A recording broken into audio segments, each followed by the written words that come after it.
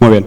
Bueno, muchas gracias a todos por estar aquí, gracias a la organización por este evento. Es un placer estar aquí en Baleares. Yo soy Carlos Martínez, como bien ha dicho, represento a la empresa Sodeca, somos una empresa de ventilación que nos dedicamos a esto desde hace 40 años. A varios puntos que tienen que ver con la ventilación, porque en los edificios, como ya habéis visto en las charlas, es muy típico hablar de climatización, pero no hay que olvidarnos también de la ventilación, que muchas veces van de la mano, pero no siempre es así. Y bueno, hoy vamos a hablar un poco de lo que toca, ¿no? de ventilación eficiente en hoteles. También vamos a tratar el tema de la calidad del aire interior, que como ha dicho María, pues muchas veces está muy de la mano, ¿no? La eficiencia energética y la calidad del aire interior. Entonces, bueno, al principio, por poner un poco en contexto, diréis que pinta aquí un cuadro de renacentista prácticamente. Este señor que tenéis aquí es William de Orange, que fue en el siglo XVII fue rey del Reino Unido, de Inglaterra.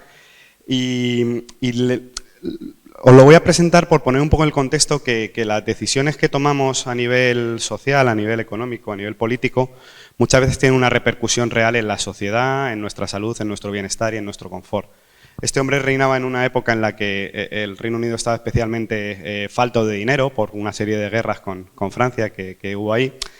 Y se le ocurrió la idea de intentar recaudar más impuestos. Él quería que los impuestos los pagaran los que más tenían, no los ricos. Entonces él ideó un sistema que era que las personas más ricas tendrán casas más grandes y las casas más grandes tendrán más ventanas. Como las ventanas se pueden ver desde la parte de fuera de la calle, ideó el impuesto a las ventanas. El que más ventanas tenga, más tiene que pagar.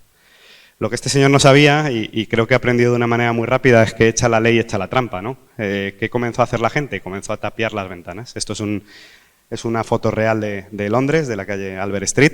La gente no quería pagar ese impuesto y lo que dijo, bueno, pues yo voy a tapiar ventanas, incluso empezaron a hacer trampantojos, pintar ventanas de mentira y todo para ahorrarse este impuesto. Bueno, esto que a priori puede parecer una decisión trivial, una decisión política, lo que tuvo como consecuencia fue el mayor brote de tuberculosis de la historia del Reino Unido. ¿De acuerdo? ¿Por qué? Porque cuando tú eliminas las ventanas, lo que estás haciendo es eliminar la renovación de aire, ya precaria en ese momento porque solo existía la ventilación de aire natural.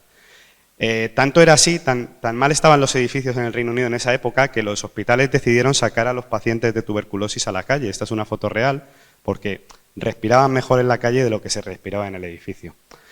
Y bueno, quién sabe si esto fue el inicio de la eficiencia energética y el cuidado por cómo ventilamos en el interior de los espacios, ¿no? Por hacer una foto un poco del tema que nos ocupa hoy, que son los hoteles. Bueno, sabemos que España es un país hotelero por excelencia, es un país donde el turismo tiene muchísima importancia.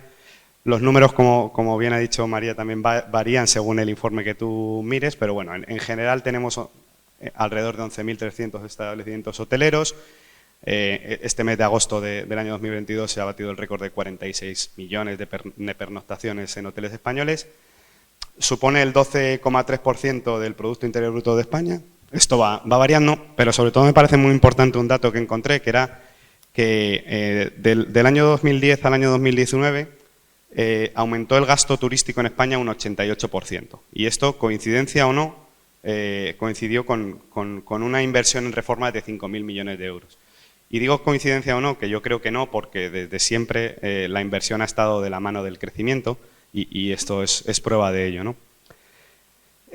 Al final, los retos de la nueva edificación sostenible, tanto para hoteles como para el resto de edificios, yo sé que hay muchos más, pero bueno, algunos de los retos más importantes que tenemos es cómo conjugar la salud y el confort de los usuarios, lo más importante, con el ahorro, el dinero también hay que mirarlo, y con la eficiencia energética. Me atrevería a decir también con la afección que vamos a tener al medio ambiente, ¿no? Que también entraría un poco dentro de la eficiencia energética.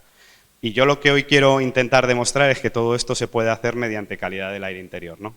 Vamos a hablar de monitorización de la calidad del aire interior, cómo se monitoriza todo hoy en día, como ya hemos hablado. Vamos a hablar de control y regulación y vamos a hablar sobre todo de ventilación mecánica controlada y de recuperación de calor. Todo esto es mucho más fácil si tenemos un vehículo, como puede ser la certificación LED o las otras certificaciones de las que ya hemos podido hablar, que lo que nos hacen es, como bien ha dicho Miguel, marcarnos el tempo y marcarnos el paso a todos. No significa que una sea mejor que la otra, cada uno se va a centrar en lo que más le importe.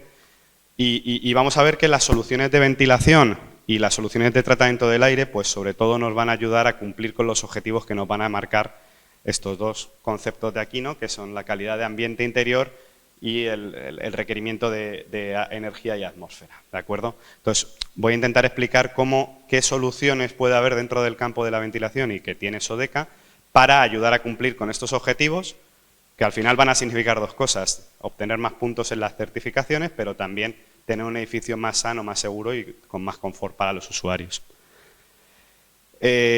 Yo creo que todos estamos de acuerdo en que otro de los grandes retos que tenemos que afrontar como sociedad, y los hoteles pues son parte de la sociedad, es la subida del precio de la electricidad, las posibles restricciones energéticas que podemos tener y que de hecho vamos a tener.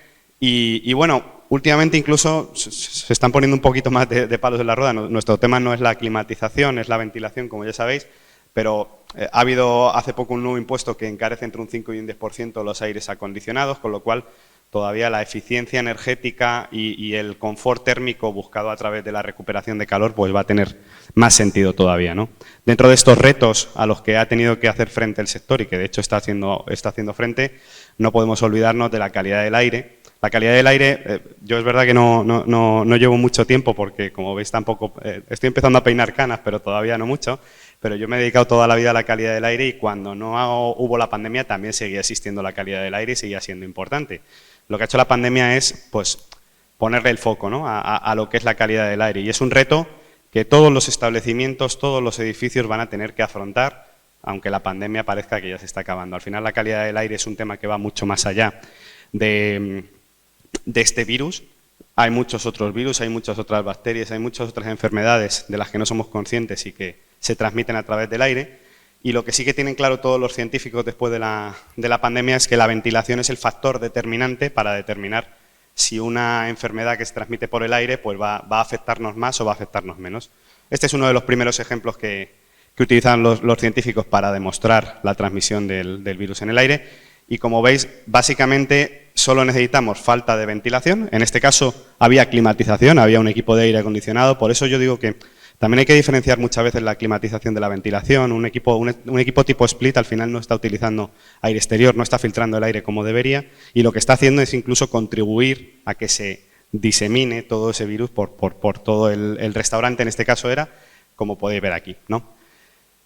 Y alguno me dirá, bueno, vale, pero ¿por qué tiene que ser ventilación mecánica? Podemos utilizar la ventilación natural, ¿no? Es una opción, de hecho nos la han metido en la cabeza durante la pandemia también, ¿no? Ventilar es bueno, la ventilación cruzada y tal. Y hay compañeros que a veces son un poco ambiguos en este tema. Yo lo quiero dejar muy claro. Yo creo que la ventilación natural no puede ser nunca una opción, por tres motivos muy simples. En primer lugar, porque no es continua y no es eficiente. Quiero decir, tú no puedes asegurar una ventilación continua con ventilación natural. Necesita que se dé una serie de condiciones y una serie de factores. En segundo lugar, porque los contaminantes no solo están en el interior, también tenemos contaminación exterior. Yo sé que aquí tenéis un entorno un poco más amable en cuanto a la contaminación, pero yo que vengo desde Madrid os puedo asegurar que la ventilación natural, pues prácticamente a lo mejor estoy diluyendo los virus que yo tenga, pero me estoy metiendo para adentro pues todo el atasco de la M30, ¿de acuerdo? Y en tercer lugar, porque si estamos hablando de eficiencia energética, el hecho de abrir las ventanas, había un compañero que a veces te decía, no, es que abrir las ventanas no cuesta dinero y poner un recuperador de calor sí. Y yo le decía que no, que abrir las ventanas costaba dinero, a nivel eficiencia energética, a nivel el calentamiento que tú tienes que hacer o el enfriamiento que tú tienes que hacer, y a nivel confort, indudablemente, ruidos, humedades, todo lo que viene por ahí. Pero es que además no me tenéis que creer a mí. Decía la compañera María que la calidad del aire era algo más difícil de ver, ¿no? Que los compuestos orgánicos volátiles eran invisibles. Bueno, por suerte podemos hacerlos visibles, ¿no? Podemos monitorizar y podemos saber qué es lo que está pasando. Y yo quería poner este ejemplo porque es un ejemplo real que se hizo precisamente en el restaurante de un hotel. Era un restaurante muy pequeñito, de estos que no pertenecen al hotel, sino que están como en el mismo edificio.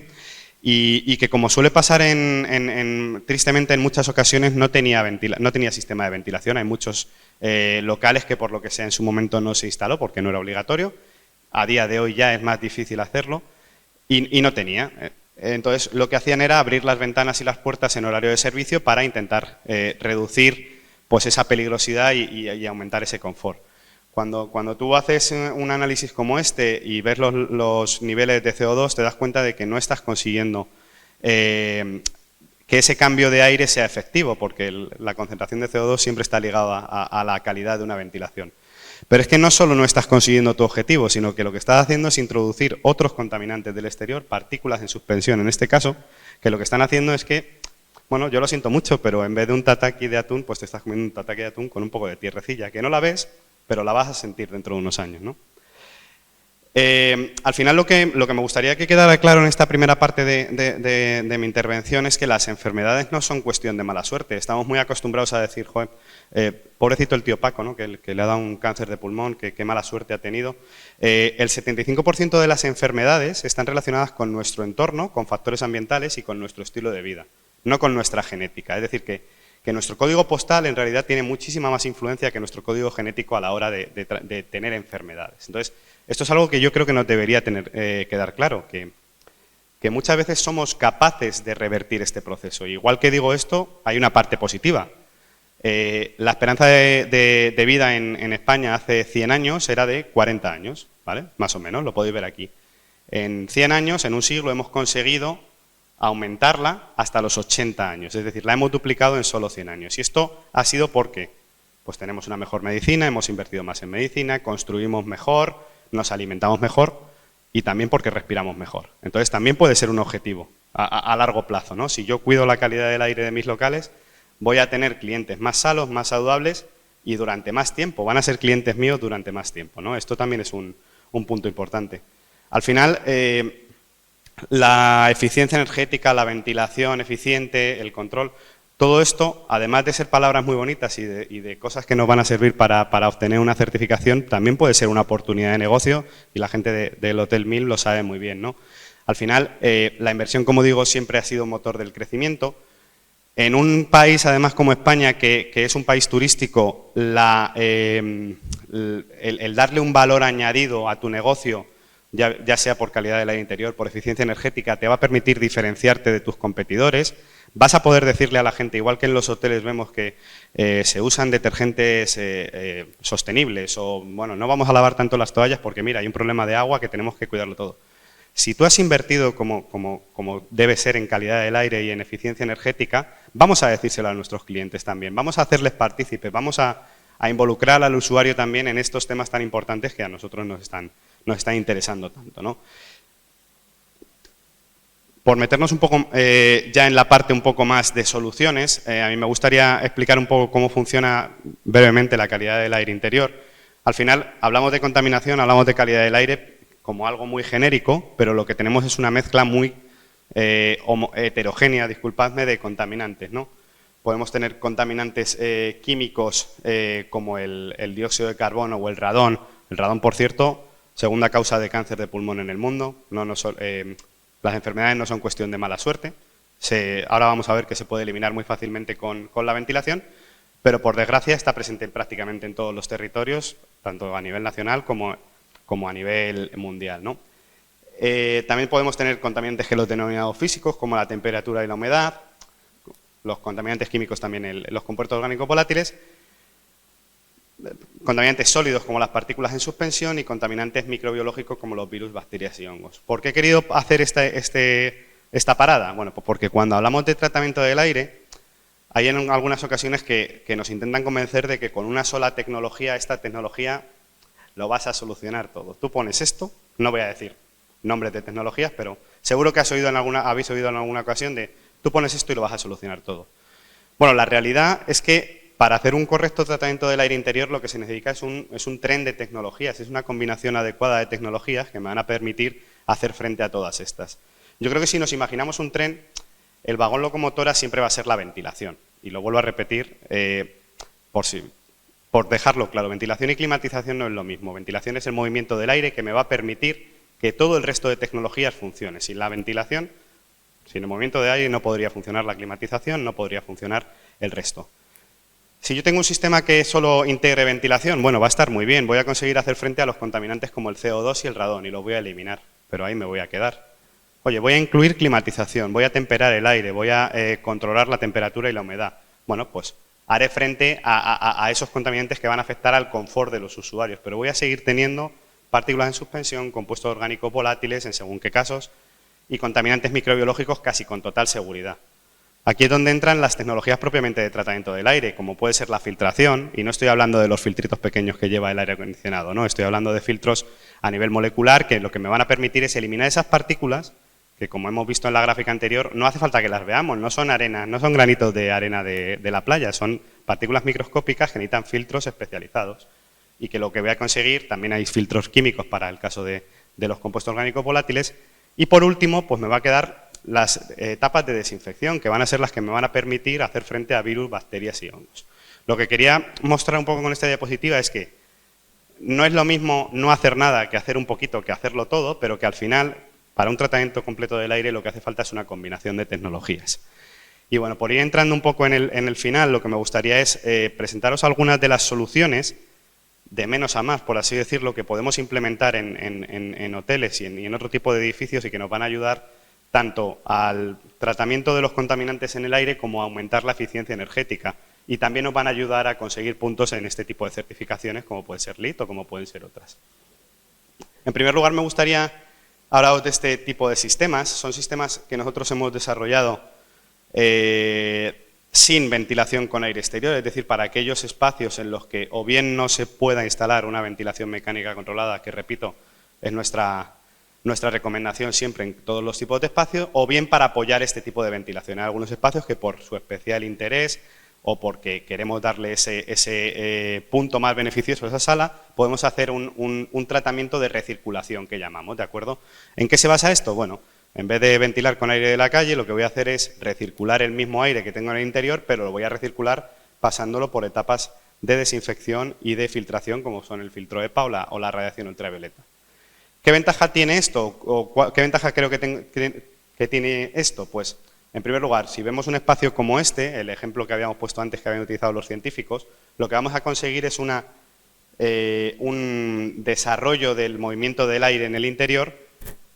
Disculpas.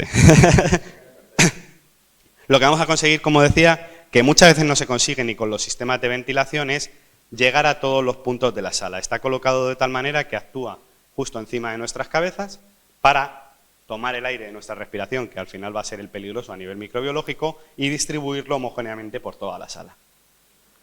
Otra solución muy interesante y muy importante a nivel ventilación y a nivel ahorro energético es la ventilación controlada bajo demanda. ¿Bajo demanda de qué? Bueno, pues en este caso podemos hacer frente, por ejemplo, a la ocupación. Vamos a tener salas con una ocupación muy variable, en las que no vamos a necesitar que la ventilación actúe de manera sostenida durante todo el tiempo. Vamos a utilizar la ventilación solo justo cuando sea preciso. La ventilación con su adecuada filtración para cumplir con las normativas que de hecho hay que cumplir, porque bueno, esta certificación LEED está muy bien porque te da un plus, pero hay una normativa vigente en España que es el RITE que tienes que cumplir, ¿no? Que te da una serie de directrices en cuanto a la cantidad de aire exterior que tienes que introducir, a la filtración necesaria y demás.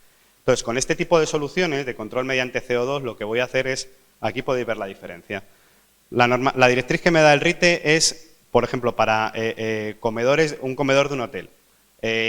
Lo marca como IDA 3 y me va a marcar que tengo que meter 8 litros por segundo y persona de aire fresco exterior, ¿vale?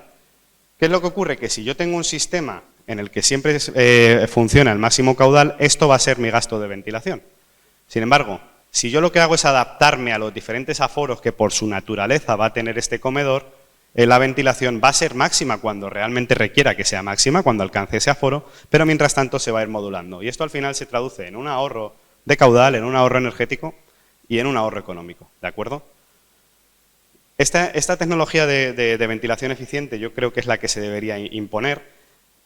Y la otra tecnología que se debería imponer, que se pueden utilizar en paralelo, es la recuperación de calor. Al final, cuando hemos visto este tren de las tecnologías, ¿no? El sistema de ventilación, digamos, más robusto que hay ahora mismo en el mercado son los recuperadores de calor, porque me permite ventilar, me permite atemperar el aire, no va a ser una climatización como tal, pero me permite filtrar y me permite desinfectar. Con lo cual, lo que estamos hablando es de la solución de ventilación más completa que hay ahora mismo en el mercado, que además lo que me va a permitir es ahorrar dinero y el ejemplo ya lo han puesto con el MIM, ¿no? La utilización de ese recuperador de calor, me va a permitir ahorrar dinero en climatización. ¿Por qué? Porque lo que va a hacer es que el aire que yo estoy introduciendo del exterior y que, repito, necesito introducir para cumplir con los márgenes de confort y de tratamiento del aire que requiero, no lo voy a introducir a la temperatura que tengo en el exterior, sino que lo que voy a hacer es aprovechar el calor que ya se ha generado en el interior de las salas para cruzar esos flujos y conseguir aumentar esta temperatura, por ejemplo, en el ejemplo de aquí, hasta los 16 grados.